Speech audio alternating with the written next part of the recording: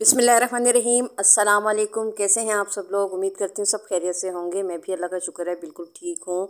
और अल्हम्दुलिल्लाह घर का सारा काम जो है वो कंप्लीट हो गया है। रमज़ान मुबारक की तमाम तैयारी मुकम्मल हो गई है। घर की सफाई सुथराई हो गई है, डीप क्लीनिंग हो गई है, कलर हो गया है, पर्दे वॉश हो गए हैं। मतलब जितना भी A to Z काम था तमाम कंप्लीट हो गया अल्हम्दुलिल्लाह। और फिर अब थोड़ी बहुत डेकोरेशन का काम रह गया, वो इंशाल्लाह मैं साथ साथ कर रही हूँ। अभी फ्रिज के स्टिकर वगैरह और मैग्नेट वगैरह रह गए हैं, वो लेने हैं। और मतलब पायदान वगैरह लेने हैं। कारपेट का भी सोच रही हूँ, लेकिन फिर ये भी है कि आगे गर्मी आ रही है। गर्मी में मतलब यही मेन कमरा है हमारा, तो यहीं ज़्यादातर हमारा उठना बैठना होता है। तो फिर कारपेट जब बिछ जाता है ना, तो फिर उसके ऊपर मतलब लेटने में भी गर्मी लगती है। और वो वरना वैसे ठंडा फर्श होता है, इतना अच्छा लगता है। क्योंकि टाइल्स है ना, तो आप पोछा लगा के वैसे ही इसके ऊपर लेटें, इतना अच्छा लगता है ठंडा ठंडा, और बैठने में भी अच्छा लगता है। इसके अलावा फिर छोटे बच्चे हैं तो सफाई सुथराई करना भी मतलब आसान होता है। तो देखें क्या होता है। और बस इस तरह के आधे घर होते हैं ना, उसमें बड़ा मसला होता है कि वो रास्ता भी वही होता है और कमरा भी वही होता है, उठना बैठना सब कुछ वहीं होता है। अल्लाह ताला सबको अपना घर भी दे और बड़ा घर दे, अल्लाहुम्मा आमीन। और ये एक मैंने इसके जो मतलब डोरी थी वो ख़राब हो गई थी, पूरी ग्रीन कलर की थी, वो बिल्कुल बेकार हो गई थी, धुल धुल के ना पूरी ख़राब हो गई थी वो। तो फिर मैंने वो निकाल दी, रिमूव कर दी उसको। और इसके बाद ये फिर मैंने जीन्स की कपड़ा मेरे पास पड़ा हुआ था, तो उसकी मैंने ये चुटिया की तरह इसको बल दे के ना मैंने और उसके अंदर ये अटका दिए। तो मतलब ये काम में आ गया और लगा हुआ बहुत अच्छा लग रहा है, और काफ़ी टाइम चल जाएगा। और इसके अलावा ये गोल्डन कलर मेरे पास पड़ा हुआ था, तो इसके ऊपर कुछ मैं वो करने की कोशिश कर रही हूँ, स्टार बनाने की। लेकिन स्टार तो नहीं बन रहा, कुछ और ही बन गया ये लेकिन बहरहाल जो भी बना है, क्योंकि यहाँ एक धब्बा सा था जो कि बहुत देखने में बुरा लग रहा था, तो मैंने उसके ऊपर ये कुछ DIY करने की कोशिश की है। लेकिन बस चलें, खैर है, फिर भी कुछ ना कुछ हो ही गया था। इसके अलावा आप ये स्टैंड की हालत देख लें।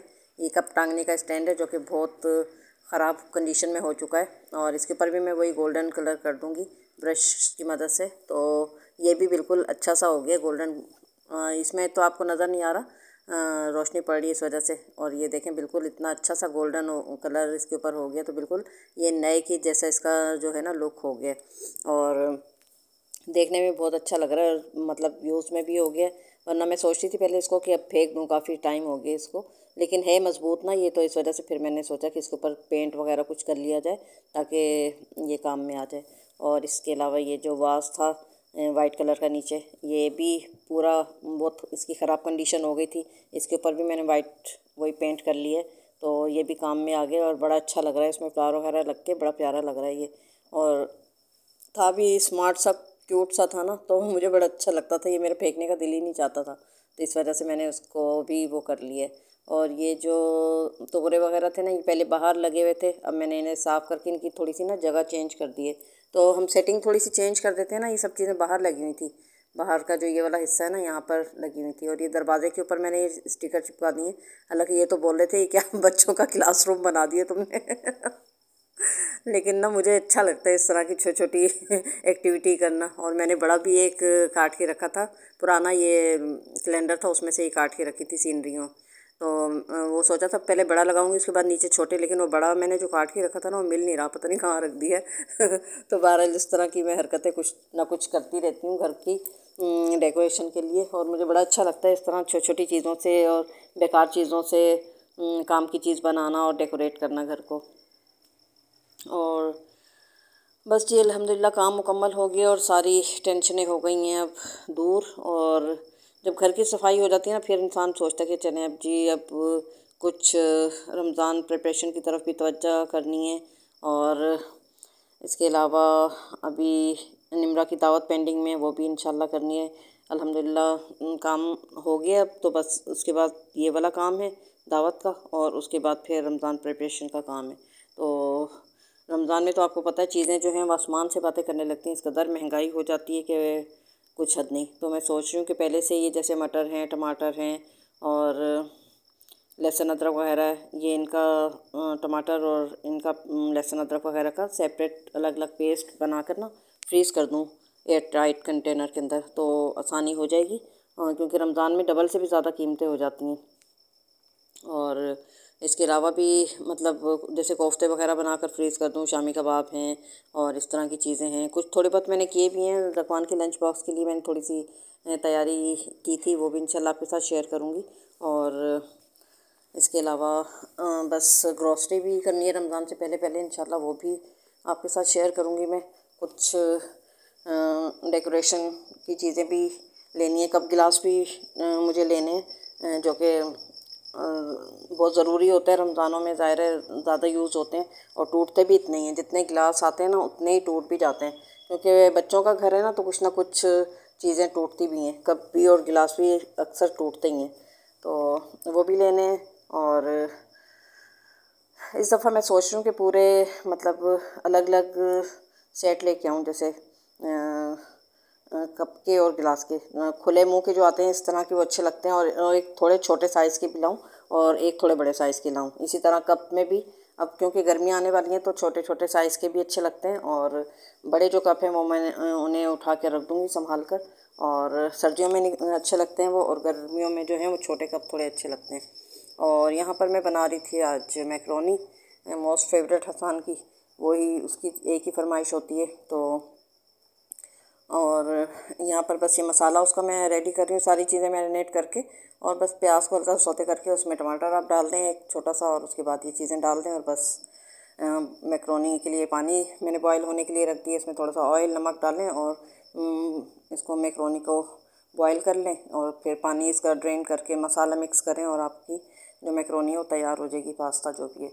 और रमज़ान का भी यही है कि ज़्यादातर हमारे यहाँ जैसे अफ्तारी बनती है ना, तो उसके बाद फिर खाना वगैरह इतने उससे कोई खाता नहीं है, तो चावल ही बनते हैं ज़्यादातर, जैसे मटर पुलाव बन गया, या कभी वो तहारी बन गई, खिचड़ी बन गई, पुलाव बन गया, बिरयानी बन गई, इस तरह की चावल का ही कोई ना कोई आइटम, दाल चावल है, तो ये चीज़ें जैसे बनती हैं। और सहरी के लिए हमेशा कीमा फ्राई बनाती हूँ मैं, या फिर चिकन कढ़ाई वगैरह इस तरह की चीज़ें, क्योंकि सहरी में बिल्कुल ये दाल वाल ये चीज़ें सब्ज़ियाँ खाई नहीं जाती हैं, तो वो उसका अलग से फिर बनाना पड़ता है मुझे, और इसका फिर जो है खाने का थोड़ा बहुत अलग से मुझे करना पड़ता है।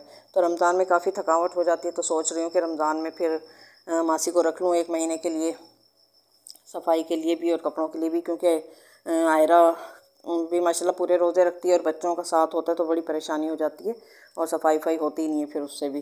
तो 1 महीने के लिए फिर मासी को रख लेंगे, क्योंकि रमज़ान में यही होता है। मैं सबसे बोल देती हूँ कि ना भाई, मैं किसी के घर जाती हूँ रमज़ानों में, भाइयों को भी अपने मना कर देती हूँ, भाई मुझे इफ्तार पार्टी वगैरह में नहीं बुलाना, और ना मैं अपने घर में ज़्यादा किसी को बुलाती हूँ। ये ना इबादत का महीना, और इसमें हमें बजाय इफ्तारियों में लगने के ना इबादत पे तवज्जो देनी चाहिए, और अपने रोज़ों को पुरसुकून होके बिल्कुल रखना चाहिए, टेंशन फ्री होके। तो मैं खुद भी गुरेज करती हूँ कि कहीं भी जाने से, पूरा महीना मैं कहीं नहीं जाती रमज़ान में, उससे पहले पहले मैं हो के आ जाऊँगी इंशाल्लाह सबके घरों में, अपने भाइयों के घरों में, और फिर रमज़ान में ये है कि फिर ईद के बाद ही ईद पे ही जाएंगे। और यहाँ पर मैंने मटर ले लिए थे 1.5 किलो, तो ये मैंने फ्रीज़ कर दिए हैं छील कर। और इसके अलावा फ्रेंच फ्राइज़ ये ज़कवान के लिए तैयारी कर रही थी उसके लंच बॉक्स की, तो ये मैंने तकरीबन 1 किलो हैं आलू, ये बड़े साइज़ के थे, तो इस तरह इकट्ठे हैं, और बच्चे तो आपको पता है ना हर उसमें घुसते ही हैं, तो इन दोनों का फेवरेट काम है, और मैं अच्छा वैसे बच्चों को शामिल भी कर लेती हूँ। तो ये कि ये वॉश हो जाएंगे, ज़ाहिर है वॉश हो के फिर इन्हें फ्रीज़ करूँगी मैं। तो वॉश करने के बाद अच्छी तरह खुश कर लें, और उसके बाद फिर आप इसके ऊपर मतलब वो जो मसाला वगैरह कुछ लगाना चाहिए, नमक और खाली अरारोट का पाउडर छिड़क दें, और फिर इसको फ्रीज़ कर दें।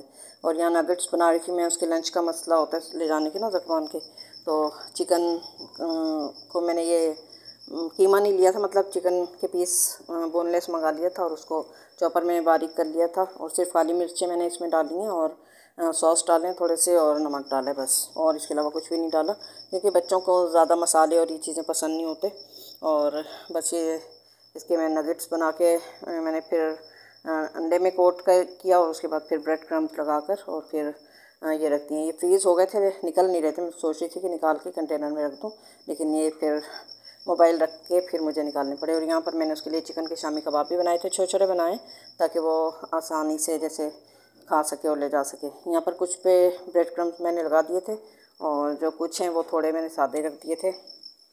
तो बस तकरीबन सारा काम मेरा हो गया कंप्लीट और मैंने इन्हें एयर टाइट कंटेनर के अंदर पैक करके रख दिए। और अब जो आयरा है उसको दे दिया करेगी ज़फ़ान को लंच के टाइम पे।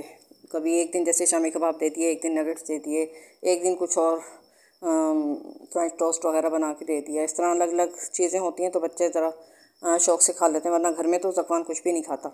और स्कूल में ये है कि टीचर्स वगैरह होती हैं और बाकी बच्चे भी होते हैं ना, तो बच्चे एक दूसरे को की देखा देखी फिर भी खा लेते हैं। तो चलें जी, बस आज का व्लॉग मेरा यहीं तक था। सांस फूलने लगता है वीडियो को लाइक करा करें, शेयर किया करें, अच्छे अच्छे कमेंट्स किया करें। और शब बारात भी आने वाली है, अपनी दुआ में मुझे मेरी फैमिली को ज़रूर याद रखिएगा। और फिर मिलेंगे इंशाल्लाह किसी नई वीडियो के साथ। और हाँ, कल बल्कि बिलाल की बेटी की सालगिरह है, मेरे भतीजे की बेटी की बरीरा की सालगिरह है, तो रेस्टोरेंट में करेंगे वो, तो इनवाइट किया मुझे भी। इंशाल्लाह कल भी वहाँ की वीडियो मैं आपके साथ शेयर करूँगी। और फिर देखना मत भूलिएगा, ज़रूर देखिएगा। वीडियो को लाइक किया करें, शेयर किया करें, अच्छे अच्छे कमेंट्स किया करें और चैनल को धक्का दें आहिस्ता आहिस्ता ताकि ये अपनी मंजिल तक पहुंच जाए। थोड़ा सा रह गया और बीच रास्ते में, तो आप लोगों से सबसे एक ही रिक्वेस्ट होती है मेरी, तो चलें जी, अपनी दुआ में याद रखिएगा। ये तीसरी दफ़ा मैंने बोल दिया, अब तो ज़रूर याद ही रखिएगा दुआ में। और इंशाल्लाह कल की वीडियो भी देखना मत भूलिएगा, बर्थडे की। तो कल इंशाल्लाह मैं कल या परसों फिर मैं वो वीडियो भी डाल दूँगी। चलें जी, अब finally take care, bye bye, अल्लाह हाफिज़।